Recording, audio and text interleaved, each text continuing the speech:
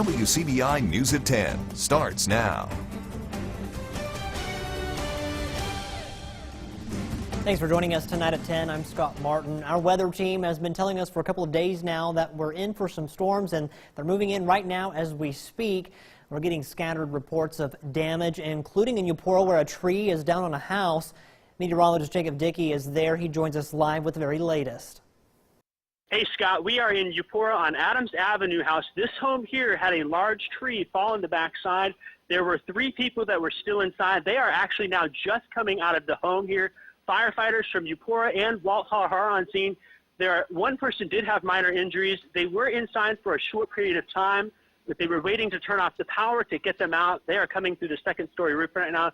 The ladder truck from Walthall is pulling that back. Here's some of the crews that are here. They are working hard to get the scene cleaned up. Well, so far, again, 1 minor injury at this home on Adams Avenue. It looks like there's a happy reunion behind us. The family members are cheering and supporting what's going on here. 2 people are on this ladder now. There is still 1 person in the home right now. They will get her out here shortly. We are live in Eupora. There is damage elsewhere. We'll have more of that here on the WCBI News at 10 and tomorrow on WCBI News, the Sunrise Show. We'll send it back to you, Keith. What's going on now?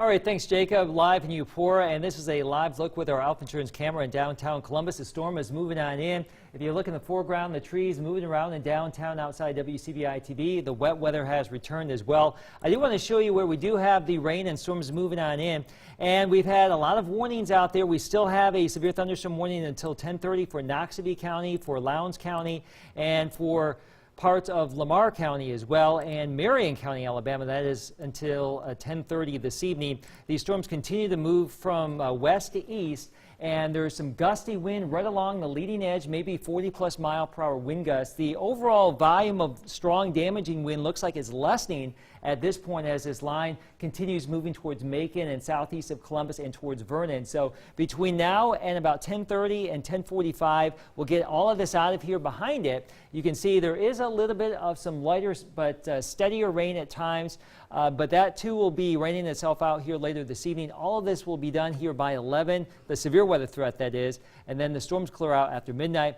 More on your full forecast, Scott, in just a few minutes. All right, thank you very much, Keith. Well, 150 jobs could be on the way to the city of Aberdeen. The Board of Aldermen approved moving forward to bring in a possible manufacturing company. Our Quentin Smith joins us live in the studio with more details on this. Hey, Quentin. Yes, Scott, the city is looking to enter into a 2-year contract with Bradbury Logistics and Services, LLC. It's a steel manufacturing company. The new industry will be off of Highway 25 in the same building that Holley Performance Products is in. Now, I do want to point out this is a collaborative effort between the city and county to bring in this project. Tonight, the city approved its portion. Now, Mayor Maurice Howard says he plans to meet with city leaders within the next week to get their approval and finalize this deal. You're looking at the 3rd quarter of 2018 for the first 50 to be working. That's sometime between September and October. Then you're looking for the second 50 to come in the third quarter or second quarter of 2019. So you're looking around spring, possibly summer of 2019, having 100 people working. Then by the end of 2019, the beginning of 2020, we're looking to have the other 50. So it's going to be a phase of 50 employees at a time in a period of around 2.5 years. Now, if the county approves everything on their end, Howard says he plans to have the company move into the city by June. Scott? All right, thank you very much, Quentin. Well, Columbus Fire and Rescue is down 1 team member, and 2 CPD officers are facing suspension after tonight's Columbus City Council meeting. Councilmen took up a number of personnel matters during executive session. In a 5-1 decision, they voted to terminate a Columbus Fire and Rescue employee for conduct unbecoming a member of the department. The fire officials would not identify the employee, saying it was a personnel issue. The council also upheld the police chief's recommendation to suspend 1 officer for 30 calendar days. Another officer was suspended 8 working days for failure to follow proper body camera procedures. It wasn't all bad news, though. City leaders took a moment to recognize 2 teams for their season on the court. Columbus High basketball team won the 6A title in Jackson last month. Heritage Academy, they made it to the semifinals of the MAIS tournament. Leaders congratulated them for their long, hard season. And those in uniform also got a thanks from the acting superintendent. In light of recent school shootings and threats being made here at home, security has been beefed up at area schools. School leaders commended the officers for their efforts in making our schools safer. To make sure the job is getting done, the Lowndes County Sheriff's Department is checking the hardware. As part of their annual inspection guidelines, Sheriff Mike Arledge lined up all deputies and personally visited each vehicle to inspect its condition.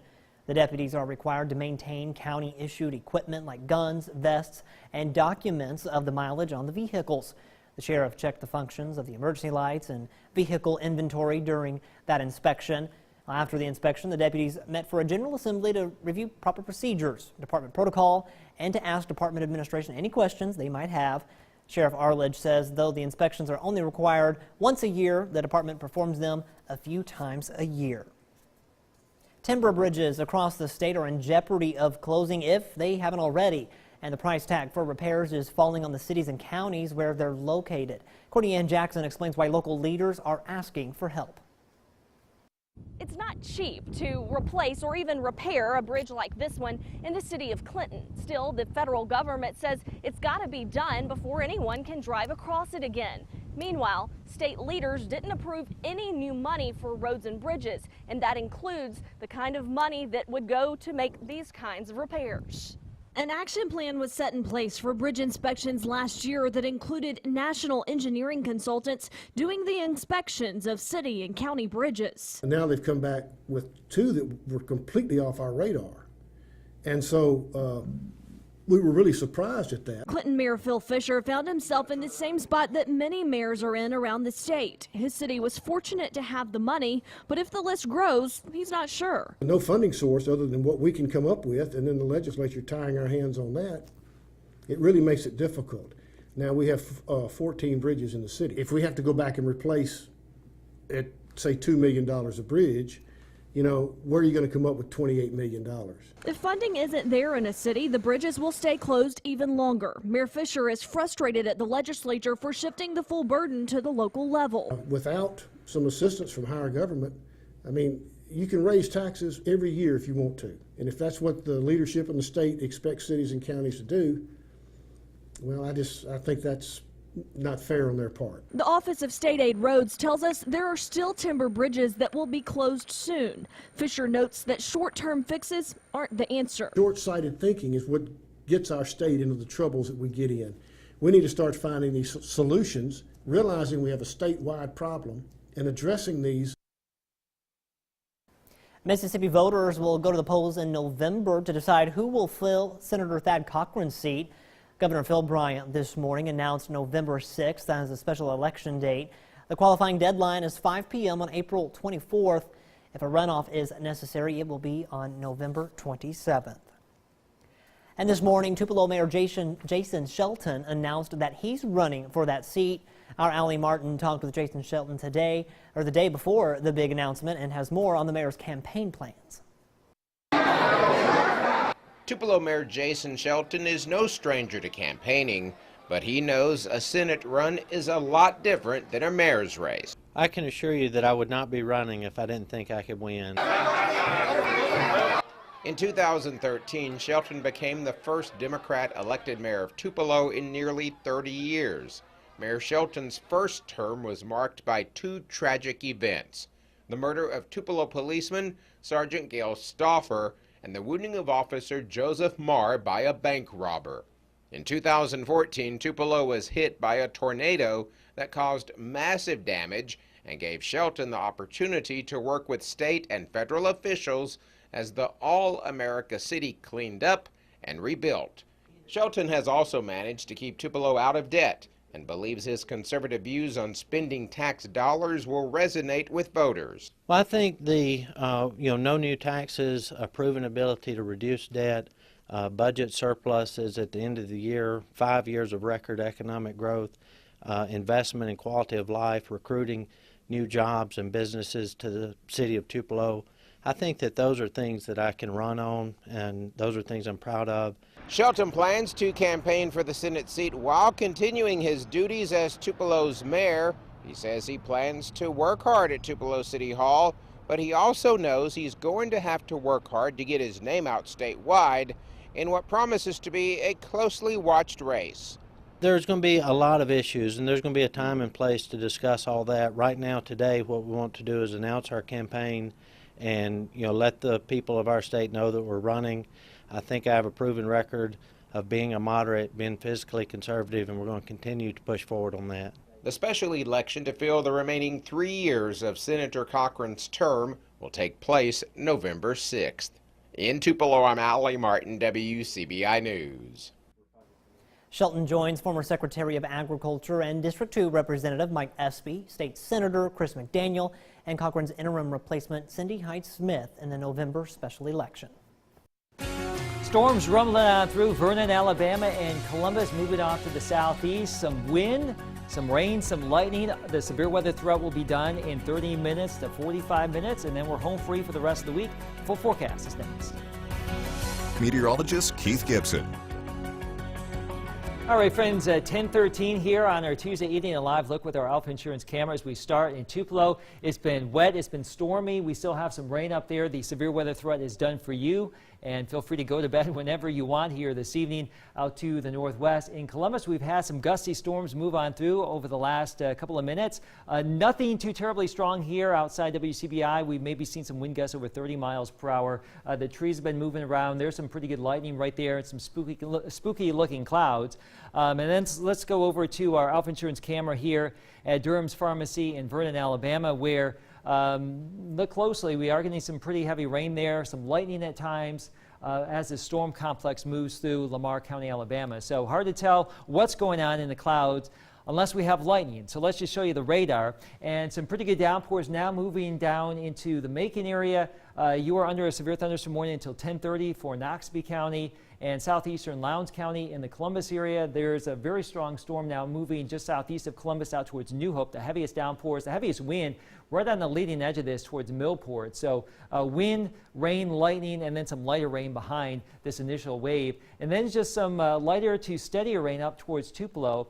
So that's what we have going on across our area. You can see the front moving on through, high pressure back to the northwest, and that will clear all of this out during the night. So while you're sleeping, we should see things really improve, and when you wake up tomorrow, a lot of sunshine. Now, all these little white dots from Texas through Louisiana through the Delta into our area right there, that is wind. That's where we had the wind. That's the reports we've had across our area today. To our north, it's been more of a hail and tornado threat and wind, but for us, it's been basically a wind corridor from eastern Texas to parts of northern Mississippi. And if you look closely, there's that little shelf cloud, that outflow boundary that moved through Starkville earlier this evening as the storms were coming on into the Golden Triangle area.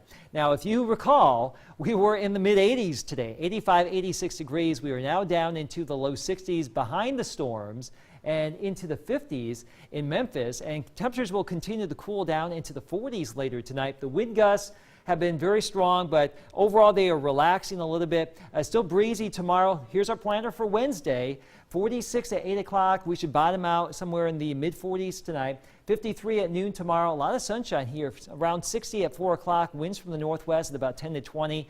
Some of you may only stay in the mid to upper 50s across the northern part of the area tomorrow. Oxford, Ripley, Corinth, Tupelo 59, 60 in Columbus, Louisville, Macon. So a little bit warmer to the south. But a chilly day relative to where we were today. High pressure comes on in, giving us some nice weather for Wednesday and Thursday. Our next front for Friday and Friday night will give us more wet weather and even some cooler weather by Saturday. And don't forget, we have a frost or a light freeze potential tomorrow night with temperatures down into the mid-30s, if not some low 30s out there. So a bit of a roller coaster ride. Here's our 7-day forecast. You can see what's been going on across our area. We've got, for the next 7 days, a bit of an up and down pattern. Warm today, cooler tomorrow, chilly tomorrow night, 67 Thursday, 72 Friday. Rain changes Friday into Saturday. I don't think that's going to be on the strong to severe side. We'll keep you updated. And another freeze or frost potential, perhaps, Scott, Saturday night. Coming up, Noxubee County supervisors are working with state government to make sure their residents are given a decent place to live.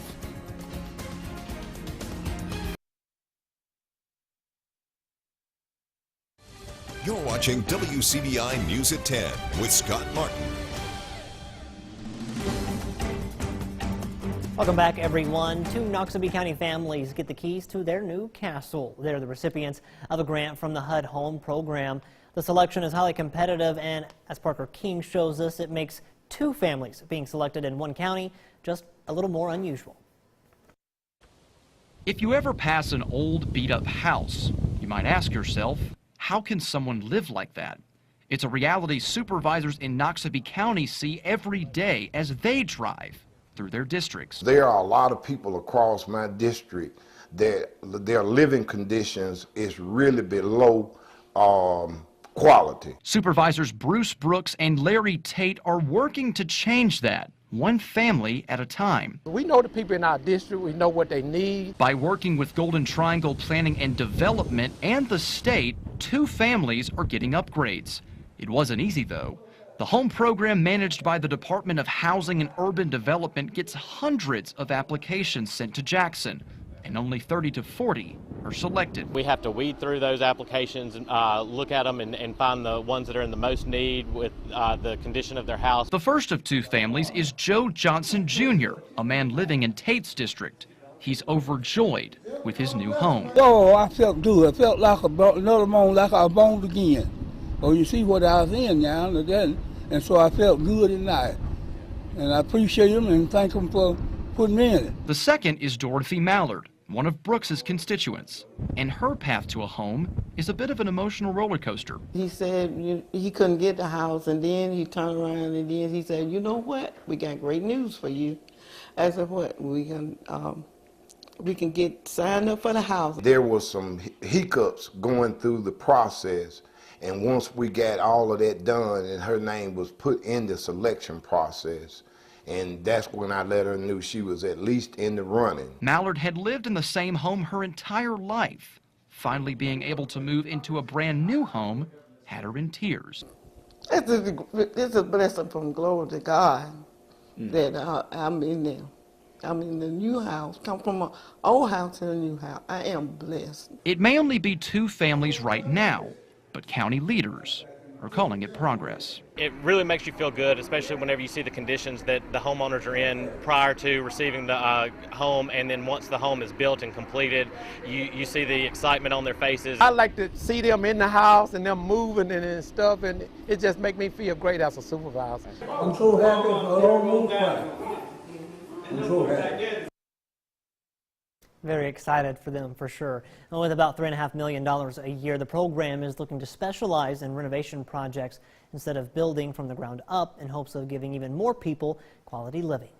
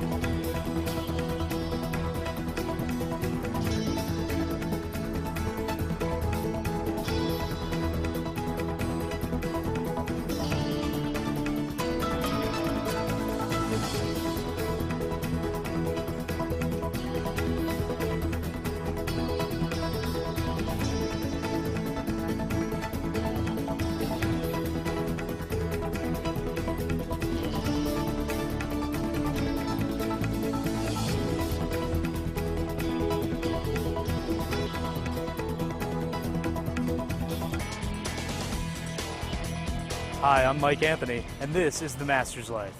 Well, we've waited all winter, and now it's finally here. Spring has sprung, the temperatures are perfect for golf, and it is the first day of practice here at the 2018 Masters. It's Monday, which means the first look at the course for all of the patrons this year. Some of the players have arrived a little early. They're getting their first chance to really go at it, see what the course holds in store for 2018, and while we have to wait a couple of days to really get the scores going, just practice the first 3 days, there's still the amenities that Augusta National Golf Club holds. And today, we'll talk about the tastiest one of all those amenities, the food. If you've ever been before, if you've ever heard about Augusta National before, you've heard about all of the food that there is to be offered throughout the course and the affordability of it. It's the rave of all the locals. It's something that everybody has to try at least once, and there's really no shortage of options. It suits just about anybody's taste. You can start off with some peanuts. Best beer prices that you'll ever find at any sporting event, but then to the main course, the food, you always hear people talk about southern delicacies. You've got your pimento cheese sandwich. You've got a barbecue sandwich. You've got your chips as sides, a moon pie, something I haven't seen recently, but once again, just great southern staples for a great southern tournament. They've got plenty of water here. It's getting a little bit warm. You've got your official Masters water. Don't worry, not from Rays Creek. But another thing about the concessions, the lines will be long, but don't be afraid. This place is one of the most efficiently run courses you'll ever see, whether it's concessions, even the bathroom lines. They keep you moving. They make sure that you spend as little time as possible worrying about getting your food, getting your needs taken care of, and as much time as possible enjoying the best golf in the world. We thank you for tuning in to The Masters Life. I'm Mike Anthony. Out there, look at that little flash there we had on the horizon earlier this evening, and here's a tree that came on down in the Eupora area earlier this evening. Now, the strongest storms at this point southeast of Columbus, moving towards Reform, Carrollton, and Aliceville. The warnings for our immediate area have been allowed to expire. So right now, we don't envision any more strong or severe storms in our area. The worst of the weather is on the way out, but still some gusty wind potential southeast of Columbus here over the next couple of minutes. Cooler tomorrow, highs around 60. Got in and got out. That's right. If you have any damage pictures, send them our way. We'll see you tomorrow. Have a good night.